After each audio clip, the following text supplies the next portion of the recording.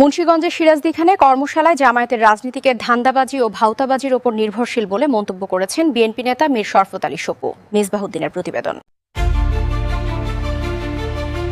সোমবার দুপুর 12টার দিকে মুন্সিগঞ্জের সিরাজদিখান উপজেলার ইমামগঞ্জ বাজারে উপজেলা তাঁতি দল আয়োজিত বিএনপি ঘোষিত 31 দফা রাষ্ট্র কাঠামো সংস্কার বিষয়ক কর্মশালার পর সাংবাদিকদের প্রশ্নের জবাবে এ মন্তব্য করেন মীর শরফত আলী সপু। তিনি বলেন, শহীদ রাষ্ট্রপতি জিয়াউর রহমান জামায়াতকে রাজনীতি করার সুযোগ করে দিয়েছিলেন। দেশনেত্রী বেগম খালেদা জিয়া তাদের দুইজনকে মন্ত্রিসভায় বসিয়েছিলেন, অথচ এখন তারা সেটা অস্বীকার করে এবং তারেক রহমানকে নিয়ে কটু মন্তব্য করে যাচ্ছে। এটাই তাদের রাজনৈতিক ভাওতাবাজি। আজকে জামাতের রাজনীতি হলো ধান্দাবাজি আর ভাওতাবাজি। কারণ তো একটা কথা আপনাকে বুঝতে হবে, শহীদ রাষ্ট্রপতি জিয়া রহমান জামাতের রাজনীতি করার সুযোগ করে দিয়েছিল।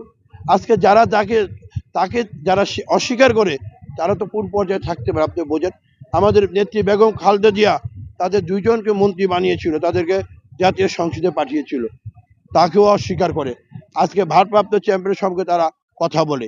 তাদের কাজই হলো ভাওতাবাজি। সেই জন্য সময় উপযোগী আমি নাহিদ ইসলামকে ধন্যবাদ জানাই। সে সময় উপযোগী একটি কথা বলেছে যে জামাতের রাজনীতিরা মুখোশটা উন্মোচন করে দিয়েছে।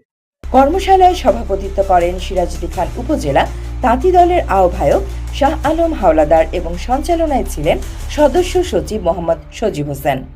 অনুষ্ঠানে আরও উপস্থিত ছিলেন মুন্সিগঞ্জ জেলা তাঁতি দলের সভাপতি আশরাফ হোসেন বাবু, সাধারণ সম্পাদক মোহাম্মদ আশরাফুদ্দিন গাজী, জেলা বিএনপির আহ্বায়ক সদস্য আওলাদ হোসেন উজ্জ্বল ও জসিম মোল্লা, সিরাজদিখান উপজেলার বিএনপির সাবেক সাধারণ সম্পাদক জসিমউদ্দিন খান খোকন, শ্রীনগর উপজেলা মহিলা দলের সদস্য সচিব কামরুন্নাহার চৌধুরী অনু, জেলা যুব দলের যুগ্ম আহ্বায়ক প্রিন্স নাদিম, নারী ও শিশু অধিকার ফোরামের জেলা সাংগঠনিক সম্পাদক মাহমুদ হাসান ফাহাদ এবং উপজেলা বিএনপির সভাপতি শফকত হোসাইন রকি সহ আরও অনেকে।